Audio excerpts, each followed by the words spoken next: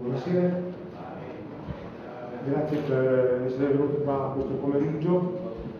Incominciamo quasi puntuali, ho aspettato mi sembra 10 minuti, che è quel piccolo ritardo fisiologico che si considera sempre, ma abbiamo il professor Bauman con noi che farà una lettura in inglese per circa un'ora. E poi ci sarà qualche spazio per delle domande, non tantissime, ma qualche domanda la accoglierà volentieri.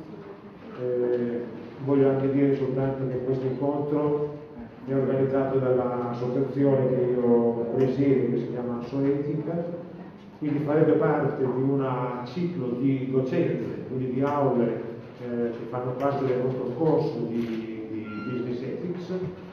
E vista l'occasione, il personaggio e lo spessore di quello che dirà, abbiamo pensato bene di non limitarci ad accoglierlo noi in un'aula di 15-20 persone, ma di estenderlo sia al pubblico in sala, sia questa mattina con la conferenza che ha tenuto a Radio 24 e quindi anche le eventuali domande. Quindi vi ringrazio molto, do la parola al professor Bauman e alla fine potremo fare qualche domanda. Grazie. Professore? Good evening, ladies and gentlemen. The title of the meeting today, Universal Sun and Domestic Love. Well, you probably know that it was not me who invented the comparison and the problem. It was Karl Marx. Karl Marx is a very young person, actually a schoolboy, wrote it down that when universal sun sets, namely at dusk before night, both the nocturnal butterfly, as you know, seeks the light of domestic lamp. Very nice allegory if you think about it. If there is something wrong with the general state of affairs, people are retreating towards the warmth, comfort, relative security of domestic life. And we discussed the matter with Professor Monsignore. He was very enthusiastic about it, so it is his responsibility that I am here with this idea and to discuss with you the sudden resurrection of the problem of the conflict between universal sun and domestic lamp. With one difference, however. Marx, I repeat it now, thought about sun sunset. What we are watching today is on the contrary, the rising of universal sun. The rising of universal sun, there is, as everybody knows and everybody reads the newspaper every day. I just got from Marco Solberti his own book, another study, Libertà e globalizzazione, so globalization is on everybody's tongue. But globalization means that willy-nilly, whether we like it or not, we become more and more universal, in the sense that whatever happens in Milano has tremendous impact on what's going on in Kuala Lumpur or in Tokyo or in Hawaii, and whatever happens there also has tremendous impact on whatever are the prospects, life prospects of young people in Milan. Whether we like it or not, whether we know about it or not, we are all dependent on each other. Whatever happens in one part of the planet is not neutral. It has some influence, negative or positive, on whatever happens in the rest of the planet. There is the network of interdependence which is covering the globe. So at no time universality had such a profound objective meaning. It is not only an ideal of philosophers, it is the reality of human race. But Seeking domestic ground goes on as before. This time not in case of sun setting, because the sun is setting, but precisely because universal sun is rising. And I wanted simply to think aloud together with you today why that is happening. It's a new phenomenon. It looks that people are trying to find shelter around the domestic ground because they are afraid of the universal sun. Not because they are missing the universal sun, as Marx suggested, but because it is there and they don't like it. Well, it's a purely European phenomenon, which I'm talking about now. The metaphor was born in Europe, the metaphor reflecting European experience. Then, 150 years ago, Marx wrote it, and today as well, in a very different kind of world, we have a Europe-centered problem. And let me ask the question, why Europe feels this way? Well, one can name a number of reasons. One can say that we Europeans feel offended and somewhat saddened by loss of significance. Loss of significance in the world. One of the best traveling reporters of the contemporary world, the Pole, Ryszard Kapuscinski, probably you read his books in Italian translations, noted a very interesting phenomenon.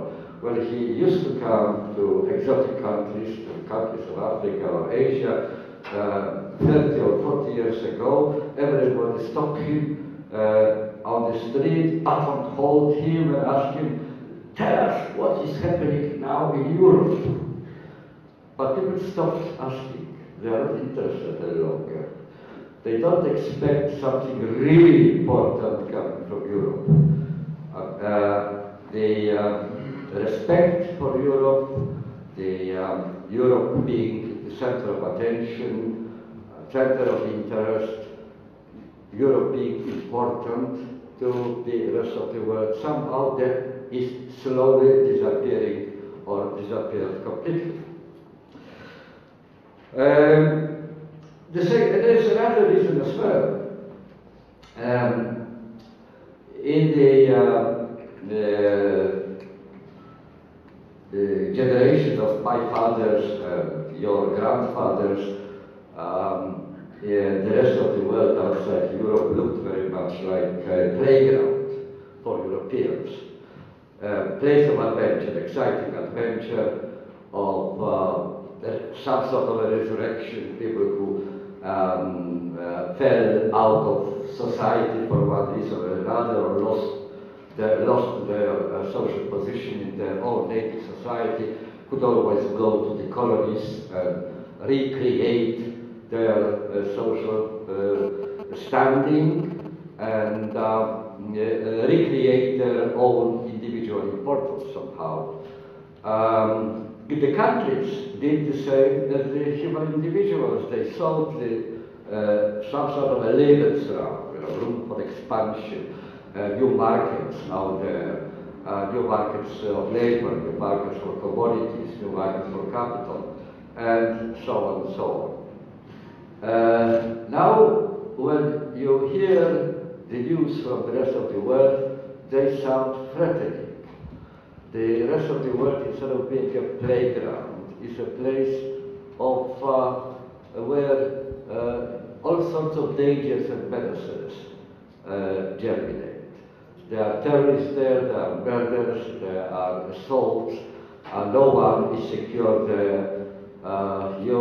If you must go for business reasons, or for entertainment reasons, for holiday, for leisure, to faraway country. You take care to select a secure, safe place surrounded by some sort of a barrier from the rest of the deities. And even that doesn't help in all cases, because the tourist resorts are also beloved objects of tourist attacks and so on.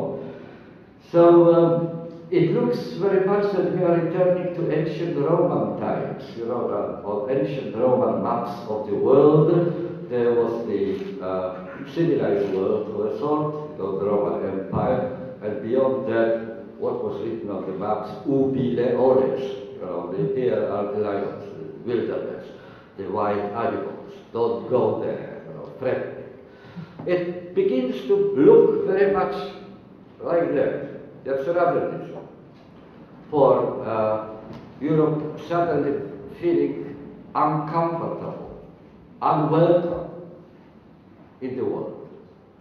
The world looking inhospitable to us Europeans.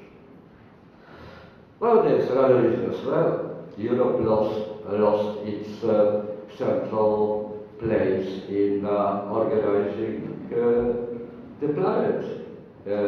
Europe is not the biggest empire of them all, or the collection of biggest empires of them all. It is not the European overseas colonies on which the sun never sets. It is now America which is in charge. And the new Pax Americana doesn't leave much room for freedom to Europe. The American empire is based mostly on military superiority, as you know. In relation to the military power, America has no equals. No other country, no other part of the world can ever dream of matching the power of the American military machine.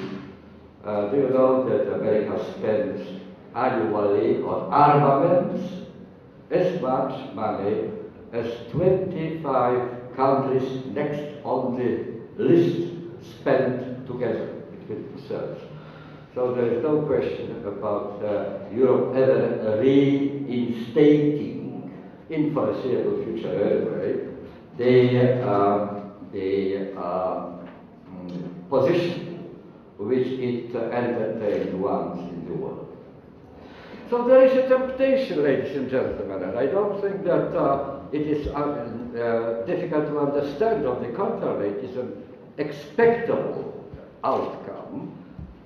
This feeling, this temptation of retrenchment, of withdrawal from the dangerous world, somehow surrounding ourselves with a high wall, separating ourselves from the trouble, and trying to save at least our freedoms, the values which we like, the democratic form of government, relative security of individual men and women in our societies, just inside these walls, a sort of an enclave, cut out from the rest of the world, and made immune to the pressures coming from the rest of the planet. This is, ladies and gentlemen, very, very new situation. Because still half a century ago, Europe sought and found global solutions to locally produced problems. Problems were produced in Europe. Modernization, obsessive, compulsive modernization. One of the effects of modernization, as you know, is producing redundant people. Simply because some people don't fit the new improved order which is created in the process of modernization, or some forms of life, some forms of earning living are made more impossible to be continued. They can't stand the competition. They are more primitive, more costly, and people who practice them become redundant.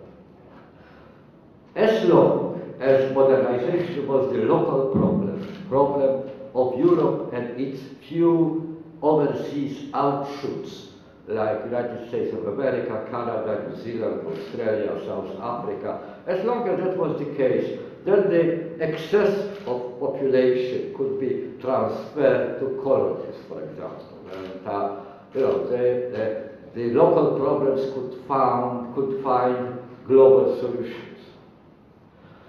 Now we have exactly the opposite thing, because, ladies and gentlemen, the model of modernity has won the war. It is now emulated, imitated, practiced in every nook and cranny of the planet. Everybody is modernizing, and that means that redundant people are produced everywhere on Earth.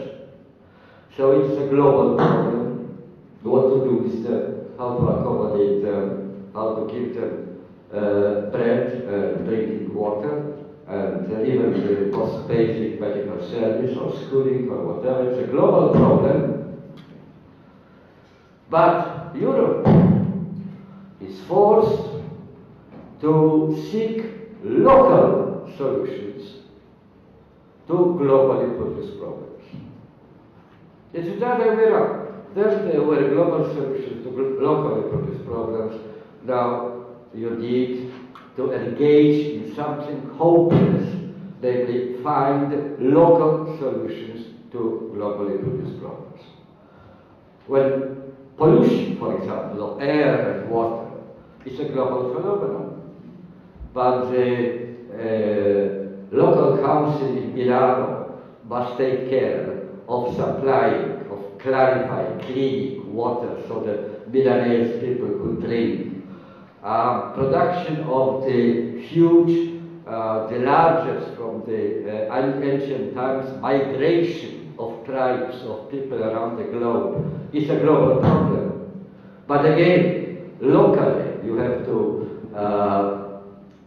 do something about the outcomes of it. Sudden multiculturality, multivocality of the place, all sorts of animosities, all sorts of conflicts between them, the enmity which arises between different communities speaking different languages, believing in different systems of faith and so on, they have to be locally resolved. Why? Why locally? Well, for a simple reason, that the globalization I spoke about so far before was so far a purely negative globalization. Negative. In the sense that it consisted only in breaking boundaries, in destroying all shelters, in destroying all previously carefully built, carefully erected systems of defense. No boundary any longer holds, however, frenetically you try to seal it, to make it impermeable, it doesn't work, it is full of holes. Negative globalization means globalization of forces which treat all local laws and local customs very lightly, with disdain, and didn't obey them.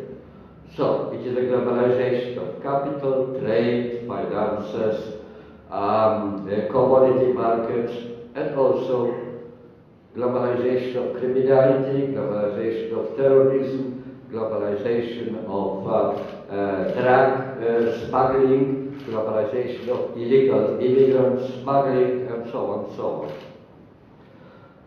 This negative globalization has not been followed thus far by the positive globalization.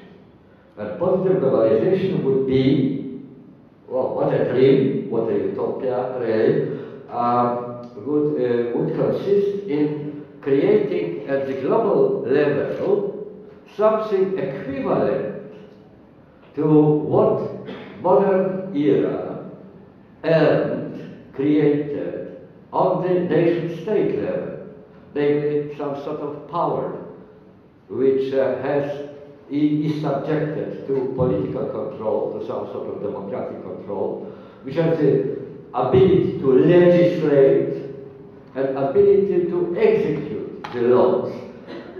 The global jurisdiction, the global system of law, the global system of representation, the global system of legislation, something like that. We haven't started doing it yet. From where we are at the moment, I don't think there's any straight road leading towards that purpose. And as long as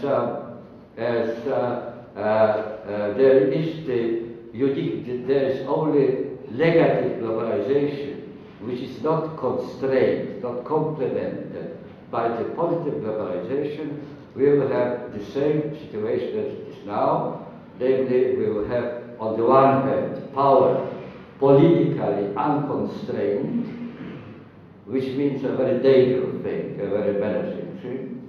And on the other hand, we will be having the traditional politics, which, however, is more and more devoid of power. Devoid of power. Politics without power, power without politics.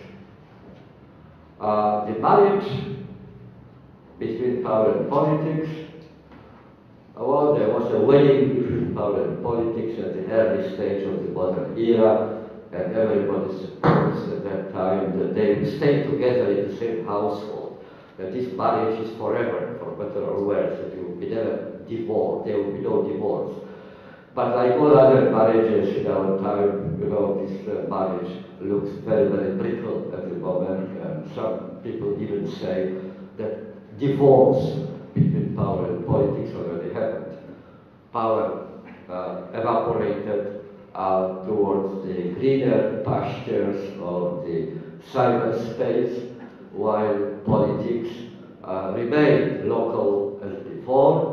And since it is not supported by much of power, it very gladly surrenders parts of its former functions. Some functions which were presumed to be performed by nation state are ceded to individual politics, what sociologists call today life politics, individual men and women. Each one of us sitting here should seek solutions to socially produced problems, or it is delegated sideways towards the commodity markets, seek the solutions in the shops by buying commodities, and the commodity markets are exempt, as you know, from the political legislation, from political control. That's how it looks like. And hence,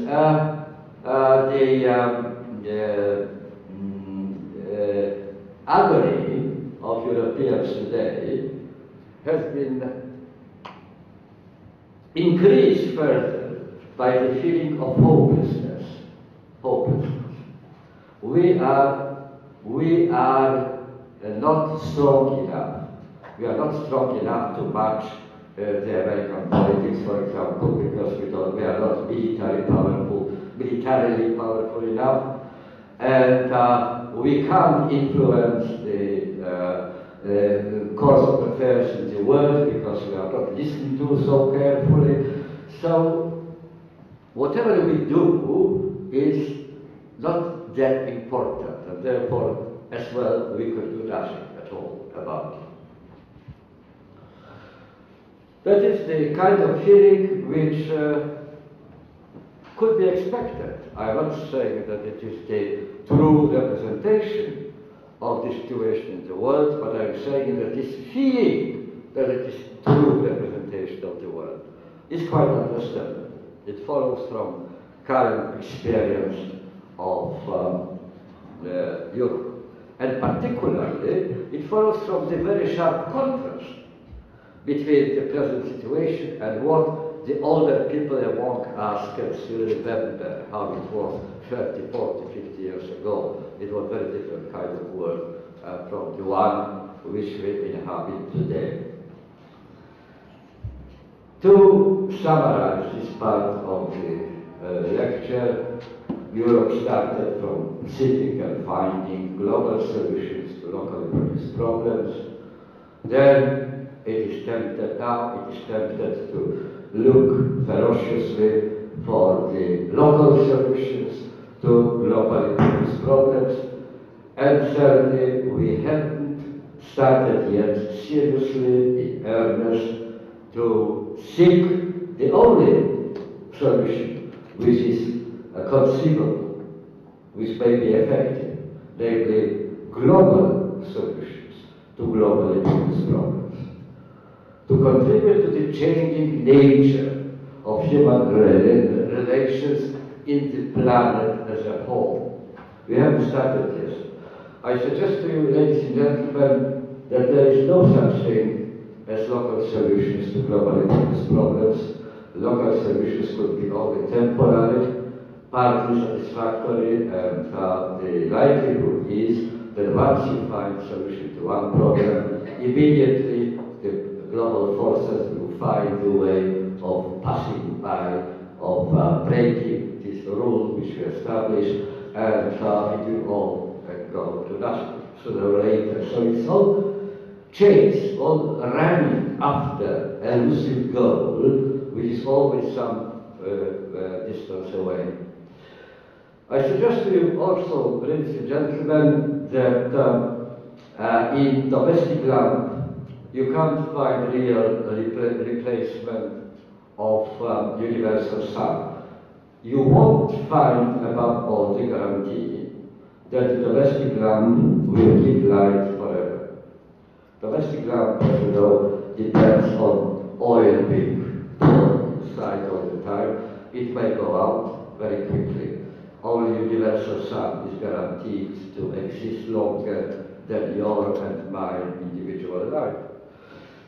So I suggest to you that we can't be really secure, and we can't be really certain that our values, which we cherish, will survive, and we can't be really sure that our democratic institutions, which we don't want to lose, will also survive.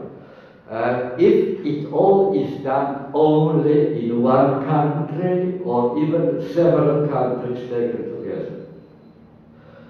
The real security of all these things could be achieved only on a secure planet. It can't be done for one small continent. Europe is not even a continent. Europe is just a peninsula on the Asiatic continent. So on one peninsula you can't really resolve the global problems. Therefore, two prospects in front of our peninsula you can see. One is the prospect, which I already mentioned, the tendency to retrenchment. Retreat from the world and close yourself within the boundaries of European Union or boundaries of Schengen.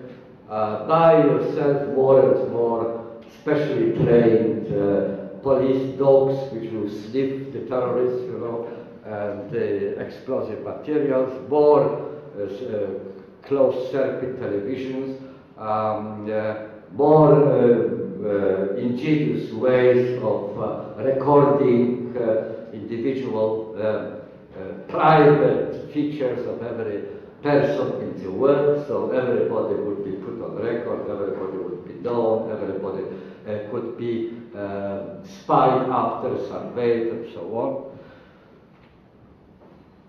And then perhaps within our boundaries you will be secure. Well, what happened today, the tragedy of Dalla, shows how illusionary these dreams are, and that applies to Italy. Italy is not Spain, not Britain, who express the consequences of the globalization of the world, and the negative globalization of the world, and globalization of terrorist and criminal forces, in particular, on their own home ground, in the atrocities which were performed in the full daylight inside Britain, inside Spain. So that is what I think is clear even in the subconscious of those people who are opting publicly for this retrenchment option. The hopelessness of this effort. It can be done only to placate your conscience, because no one wishes to sit down quietly, do nothing when there is a real challenge. But the way of doing it, the strategy behind that doing doesn't augur well for the results. Jürgen Habermas, the great philosopher, sociologist, probably the greatest living today, is very skeptical about even the European Union idea. He says that behind the European idea there is the same principle of Stadtort-Konkurrenz, the local competitiveness, which is only raised to a slightly bigger scale than the scale of the whole European Union, from the level of nation state to the level of European Union. But it's still the same idea which can be upheld in the fast globalizing world, the idea of Stadtort-Konkurrenz, the idea of the local competition which can somehow withstand the global trends. Well, that's one tendency, one scenario. There is also another one which I have called scenario of global ambition and global responsibility. Global responsibility which is ethically explained. Well, under conditions where the fate of everybody on the planet depends on the activity of everybody else, we are all interdependent, we are also objectively responsible for each other. It is our moral duty, our ethical duty to be interested and to try to do whatever we can to improve each other's lot and not to be threat and danger to each other. But global ambition means something else. Global ambition means that we, the Europeans, have something to offer to the rest of the world. Of course, we don't have the American military power. Of course, we are not the most powerful economically part of the world, because other fast modernizing countries like China, for example, India or Brazil, may soon leave Europe behind. We have no guarantee that Europe will retain its relatively very high economic position in the world. We are also not the only center of producing scientific invention, new technology. It's spread all over the world. We are acting at the same level, at the same rights, with the same prospect as everybody else can. So where is something which we can offer, something exclusively European, something which we can wake up at 2 a.m. At night and feel the pride. We have something which other people don't, but they badly need it. Even if they don't know that they need it, they still need it. Well, I will quote two wise people, wiser than me, so I will hide behind their authority. One is George Steiner, you probably know the name, polyglot, is as fluent, unlike me, as fluent in French, German, Italian, Spanish as he is in English. And John Steiner points out recently that Europe assignment is one of the spirit and the intellect. Spirit and the intellect. Well, he walks as lyrical, he almost writes poetry when he says, when he speaks about the holiness of the minute particular. But he uses this poetic phrase in order to underline the importance of something which Europe has learned and the rest of the world, for the sake of our joint survival, has to learn. Namely, the art of living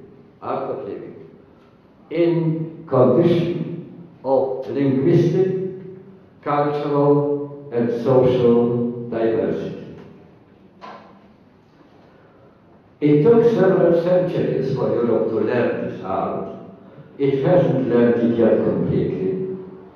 It had its steps forward and huge steps backward. It took a lot of human lives, several wars, brotherly wars between Europeans in order to learn it.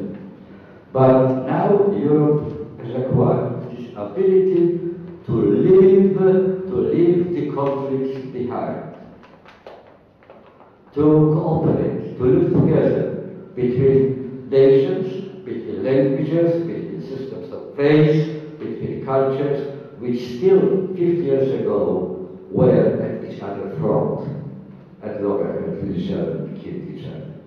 Now that's a very great art, mind you. It hasn't been invented at any other time of history, and in every other part of the globe. Hans-Georg Gadamer, another great mind, European mind, thinks that the uniqueness of Europe is, again, in its variety, its richness, bordering on profligacy. These are Europe's unique merits. Europe preserved the treasures which Europe has at its disposal and which it can share with the rest of the world are the treasures of the ability to live with the other, live as the other's other, and accept it as the fundamental human task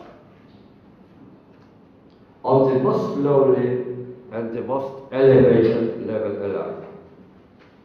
Hence, perhaps, says Gadamer, the particular advantage of Europe, which could and had to learn the art of living with others.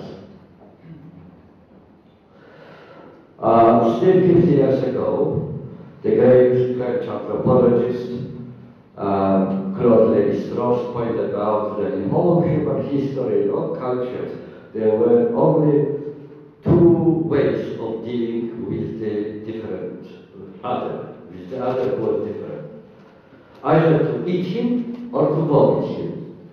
Anthropoetic and anthropomorphic solutions.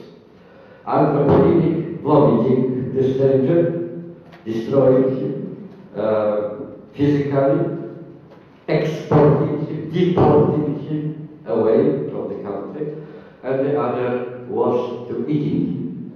Eating him, of course, also literally, like in case of cannibalism, but also metaphorically, like in 19th century Europe and 20th century Europe, where people were coercively assimilated into the native culture and demanded to surrender their own customs, their own historical memories, their own cultural preferences, and so on.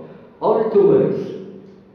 None of them according to Claude Lévi-Strauss, respected the otherness of the other. The peaceful coexistence was acceptable only on one condition, that the other will stop being an other, that he will become exactly like us. And now we slowly learn the very, very complicated, going against the grain of all our tradition, art of living with the other while the other remains another, not surrendering his or her own otherness. What Hannah Arendt wrote about prophecy of Lessing, the great Enlightenment German philosopher, Lessing accepted, was one of the first to accept that the differentiation, variety of humankind is here to stay. It won't be ever overcome.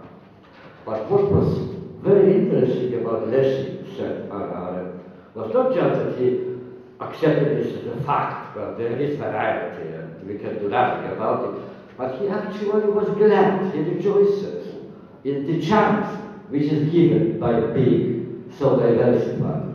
Because there is variety of people, there is dialogue going on, there is discussion. Every opinion is undermined by some criticism coming from another opinion. And it's a very, very creative situation. And that's why our part of the world, said Lessing, is so culturally, is and scientifically creative place. Well, Gadamer concludes from what he says that Europe could be seen as a school from which the rest of the world may well carry out crucial knowledge and skills, making the difference between survival and demise. Well, he says that the importance of this task and the importance of Europe's determination to undertake it is impossible to exaggerate, as the decisive condition of solving vital problems of modern world. A truly sine qua non condition are friendship and, according to his phrase, buoyant solidarity that alone can secure an orderly structure of human cohabitation. Gadamer reminds us the concept of friend as understood by our predecessors, the ancient Greeks. They understood friends articulated the totality of social life. And friends were people able to be friendly with each other, however they might be different in other respects, and to be helpful to each other because of their difference. Well, that's how the second scenario, the second possibility, the second strategy may look like. I repeat, on the one hand, you have the strategy, the prospect of retrenchment, retreating to one's own boundaries and separating ourselves from the rest of the world and contacting the rest of the world only through the process of competition, Staatskonkurrenz. And the other scenario, the other strategy of global ambition and global responsibility. Well, now, ladies and gentlemen, this is an exorbitant task. For several reasons. One reason is that on the huge scale. And the second is that it is almost unprecedented. So not completely unprecedented, I would say. Not completely unprecedented. Not completely unprecedented because once in history, Europe has already done it at the level of nation state.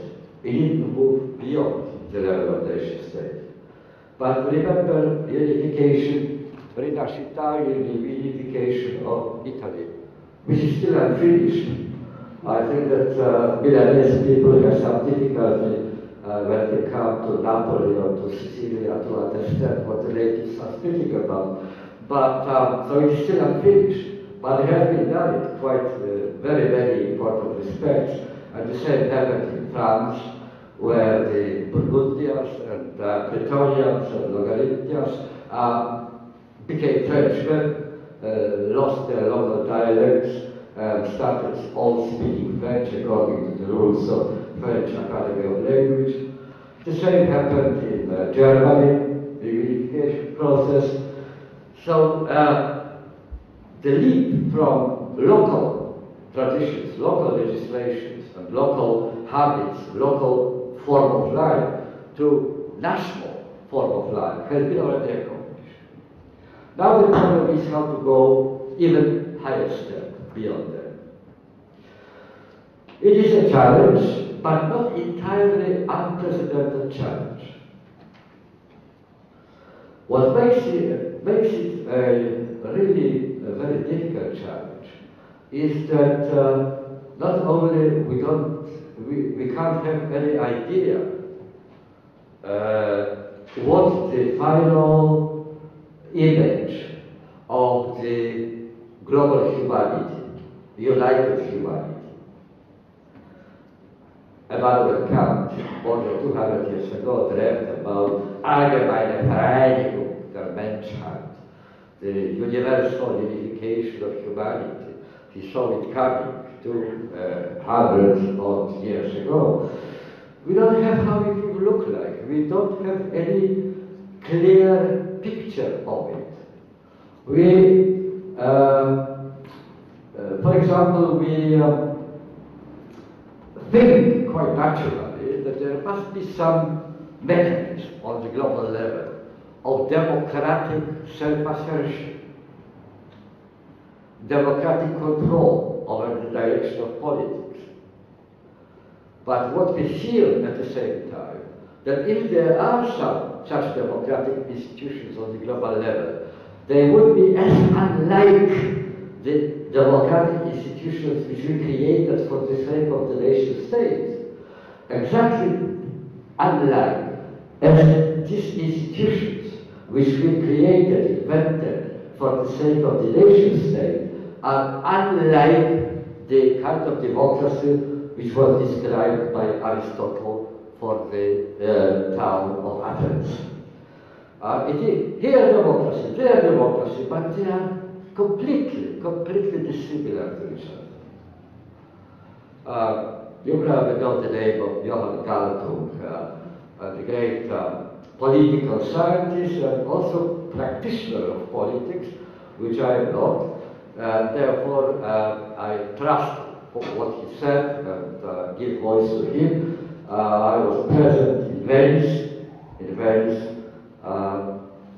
when he was speaking. And after his speech, he was asked the question, what about creating some sort of a global parliament? Well, naturally, parliament is one of our symbols of democracy. We have elections. They are not always conclusive. For example, in Italy, recent elections were wrong. But that's the only way we can do democracy, by voting, electing representatives to the parliament. So the question was natural. What about such a parliament, only bigger, embracing the whole of the globe?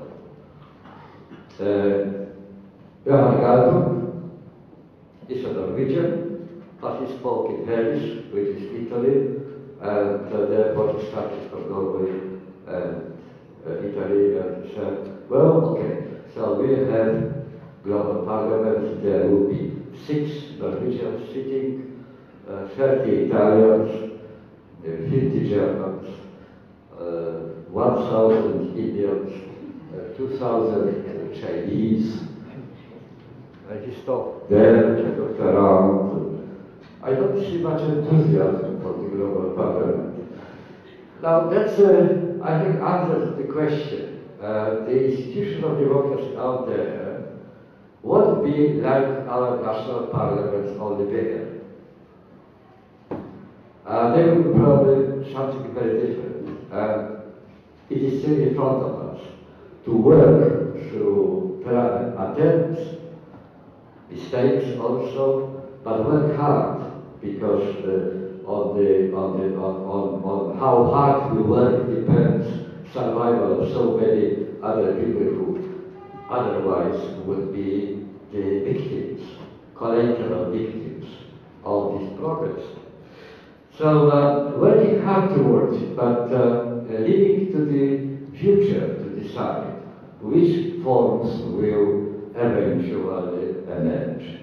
And we have to work on the invention of tools of doing it, at the same time as we are seeking the jobs to which these tools will be applied. So it's a double challenge: the purposes of action and the tools of action.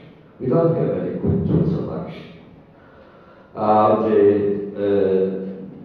The beginnings, allegedly, of the global jurisdiction are very poor starting points for the real global jurisdiction, global law system. They are dependent on whether a particular country signs the agreement to join them. And you are free to refuse it. And some most powerful countries, like the United States of America and China, are refusing to join them. And without their participation, of course, these elements, these embryos of the juridical system are hopeless. They don't have the binding power. United Nations, another starting point.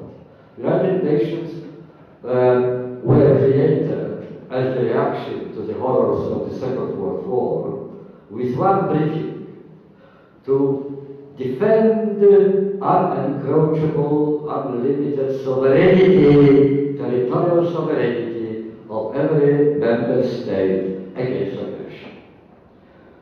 But whatever we do about breaking humanity together, living in peace, one thing is for sure, that the territorial sovereignty must be somehow constrained. So how can the United Nations work towards this purpose if the whole structure, the whole idea of it, the whole procedure, the whole mechanism of United Nations were shaped from the point of view of, on the contrary, reinforcing the undivided, indivisible local sovereignty, territorial sovereignty of the member state. So it's a difficult situation. And frankly, I would say, ladies and gentlemen, preempting your questions, which will be very critical of what I'm saying, I'm quite sure, I would like to remind you an Irish joke, which I normally bring in such discussion. Irish jokes are very wise jokes, and I invite everyone to study them. And the joke goes like that: there's a driver driving a car, stops the car, asks the passerby, how do I get from here to Dublin? And the passerby thinks and says, well, my dear sir, if I were going to Dublin, I wouldn't start from here. Unfortunately, ladies and gentlemen, there is no other here where to start. We are here, and from here we need to start. And that's a problem. There are no easy solutions. If I would also prefer, ladies and gentlemen, to have another starting point. But our past history brought us to this point, and from here we start, and there's no avoiding of facing this challenge sooner or later. The only point is how long we will wait until we face it. And each day of delay costs human lives, as simple as that. Ladies and gentlemen, the idea of my wife and I travel a lot around Europe, lecturing here and there, virtually in all places. And after each of my lecture, there is a question. Someone asks a question. Tell me, Mr. Bauman, why are you so pessimistic? The only exception is when I lecture about Europe, because then there is a question. Tell me, Mr. Bauman, why are you so optimistic? I am optimistic about Europe because Europe proved to be in history probably the most inventive, innovating, daring, adventurous part of the world. It is really very, very adventurous kind of subject. And it went through very, very different phases, reacting to the challenges in a very ingenious way. One of the greatest Europeans, Franz Kafka, I think summed up the situation which I'm now discussing, so I will quote him slowly because every word in what he said is tremendously important.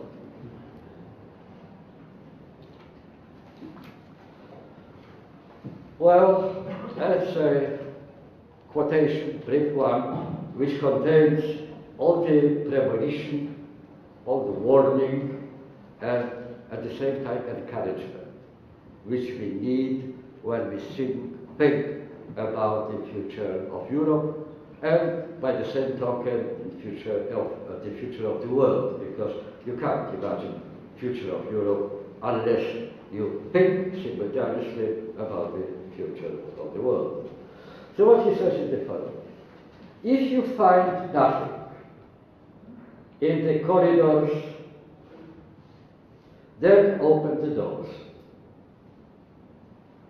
If you find nothing behind these doors, there are more floors. And if you find nothing up there, on other floors, don't worry. Just leap up another flight of stairs.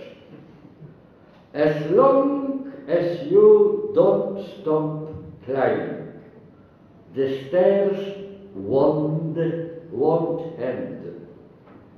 Under your climbing feet, they will go on and on, growing upwards. Oh, I couldn't express it better. I can't like it try. Thank you.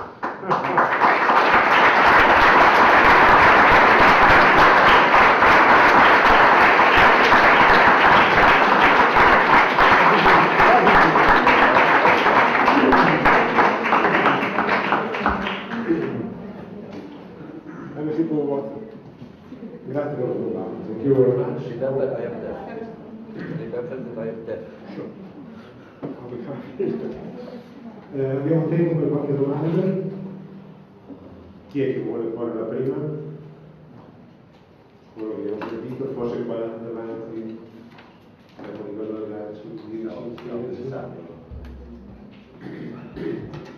approfittiamo perché prego. Thank you very much, Mr. Bauman. I really appreciated your presentation, of course, because I agree with you since a long time. But I think that in your presentation there is, in my opinion, something missing, because you spoke about diversity, differences, and the ability of Europe to have the art of living with diversity. And I agree with you that after the Second World War, European people don't want anymore to do wars.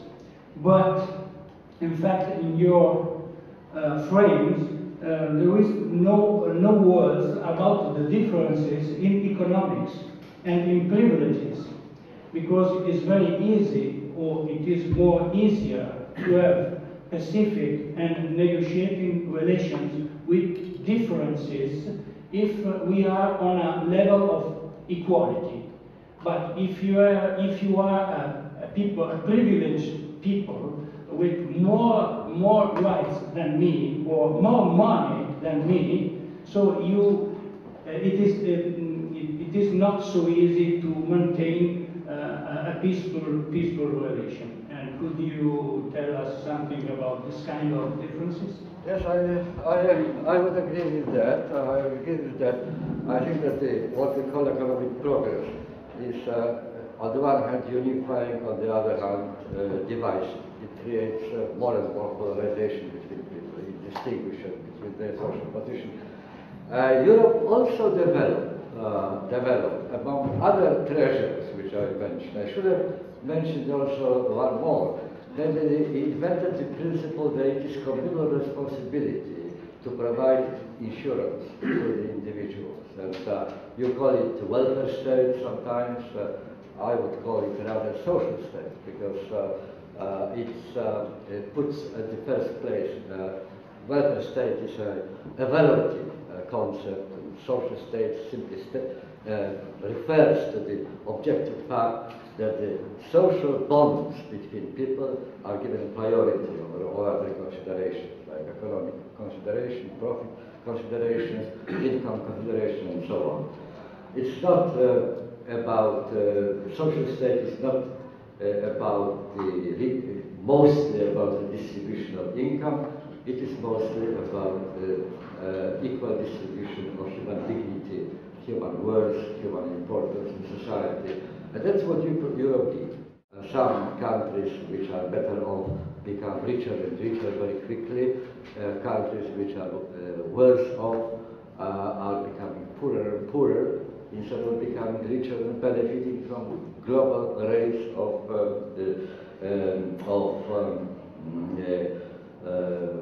standard of living. And we can even suspect, quite rightly suspect, I'm afraid, that some aspects are of our standard of living, our European standard of living, Milanese standard of living, which is higher than in Catania, higher than in Sicily, but much, much, much higher than, say, in Bangladesh. There's some aspects of it are not universalizable. They can't be made universal possession of the whole humanity. If they did, they would require not one planet, but 3 planets, according to all available computations. Simply, if raise the rest of the world to the level of our consumption of energy and our level of connected to that pollution of air and water supplies and the speed with which we throw to the rubbish bin commodity goods, which consumer goods, which we find no longer satisfactory because there are some more interesting consumer goods there. You probably change your mobile telephones every few months, your computers every year, and your cars every 2 or 3 years. Now, the amount of waste which we produce is simply insupportable. If, God forbid, China succeed and India succeed in their current policy of motorization, introducing cars to the general use, well, that will be the end of the world, probably, as we know. So this model of life is not universalizable. That's an extra difficulty which we will inevitably encounter while we start thinking about creating social globe instead of social state. So I don't have any good answer to that, really. I agree with you that we have to confront the problem. And I know very well that if we refuse to confront this problem, we will be forced to confront this problem in the same way as 19th century Europe was forced to confront this problem because of the rebellion of the people who were disprivileged and so on, deprived of their rights to human dignity and so on. So that's the future. And here I'm afraid returning to my ordinary role, the role of the pessimist, because I predict that life expects you, not me, because fortunately I'm very old man and won't live long, but you young people will probably have the life filled with trying to resolve this problem of human inequality, one way or the other, and above all with the problem of recreating the principle of communal responsibility for the individual fate, but this time on the global level. Grazie. Mi sembra che ci abbia ricordato la palla, insomma. Parlo per voi perché anche io mi metto dalla parte degli overseas. Prendo avanti, ma preferisco di no. Però comunque la risposta è quella Nell'ambito. di supportare di più la diffusione della nostra responsabilità, prendere le nostre responsabilità. Chi è che si prende ancora una responsabilità di domanda? Mr. Bauman, you said that Europe might have something to offer, which is what you were saying, the art of living without us, without changing others, and maybe we have learned also about communal responsibility and things like that. You said we can offer, how we can try the others to accept the offer. Because it seems they're not very keen on that. Well, Jürgen Habermas already mentioned here's a concept of constitutional patriotism. Have you heard about it? Patriotism not towards a particular piece of land, not towards a particular version of joint history, not towards particular rituals, annual holidays or whatever, national holidays, but to joint constitution which binds everybody. There is a set of basic laws. Everybody retaining their own traditions, developing their own identities, demanding and receiving recognition for their particular way of otherness, agrees at the same time to obey the joint shared constitution as the basis of their peaceful living, of their mutual respect, of their mutually observed and respected dignity, of their ongoing dialogue of seeking compromise, seeking consensus, seeking agreement on matter of common interest. Now, he says that that's Jürgen Habermas' idea, that such a way of formulating the principles of human togetherness is a novelty. It's a novelty so far invented only within a very small part of the world. It doesn't bind elsewhere. Elsewhere, what is demanded as a condition of being accepted is conversion, one way or the other. Sometimes it is literally religious conversion, but not only religious conversion. Conversion to a certain system of faith, of creed, of preferences, values, which are recognized as defining the majority of this country. All the rest must surrender. Only the idea of constitutional patriotism, which is in fact the updated old republican idea, that everybody is equal in front of the law, before the law, however different they might be in other respects. Now, this idea is the only way in which you can combine the two things. The demand of mutual respect, namely that you won't take any drastic means of pressure against somebody else simply because he or she is different. And so that's on the one hand. On the other hand, the ability to respect each otherness for its own sake, just like Lezione rejoices in diversity of humans, because that was, according to him, a proper condition for being culturally, artistically, and in every other respect creative. So that's the problem of touch and go, really. We roughly know what needs to be done.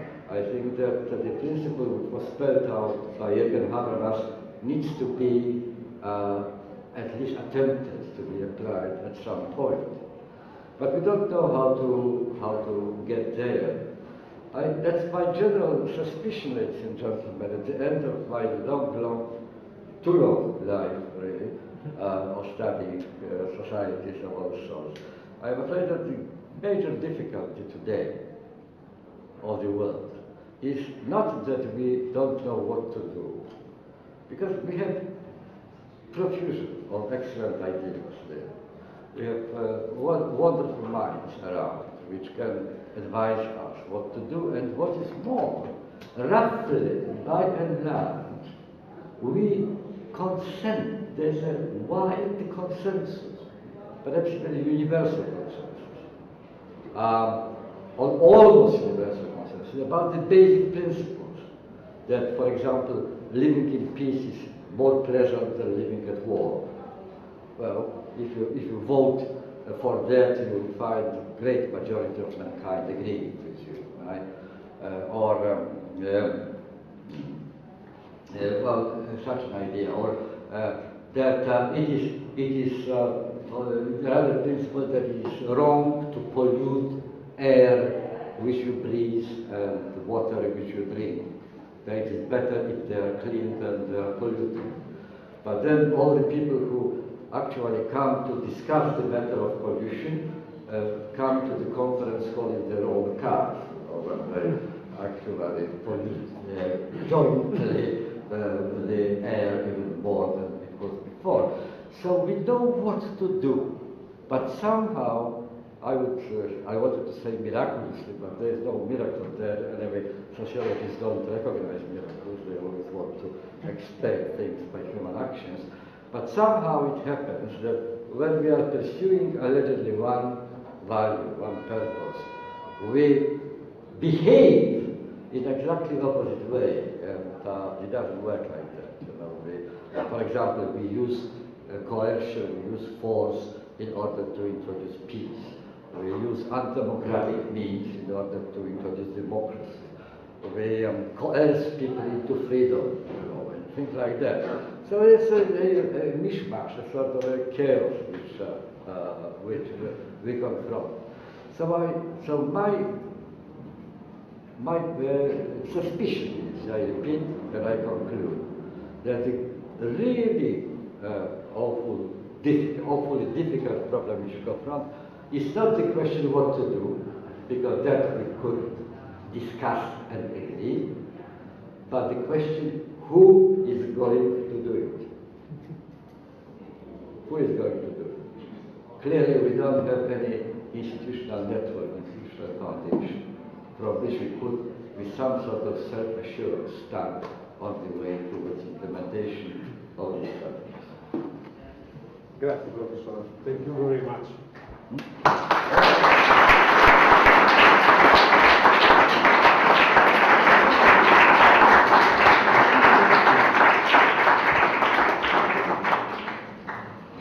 Grazie per la vostra partecipazione. Ci auguriamo di avere ancora degli altri incontri che faremo sapere naturalmente. Potrete sentire un intervento che ha fatto il professor Bauman questa mattina a Radio 24, andando sul sito di Radio 24 dove verrà pubblicato, e poi ci saranno anche degli articoli sui giornali nei prossimi giorni. Grazie a presto, buonasera.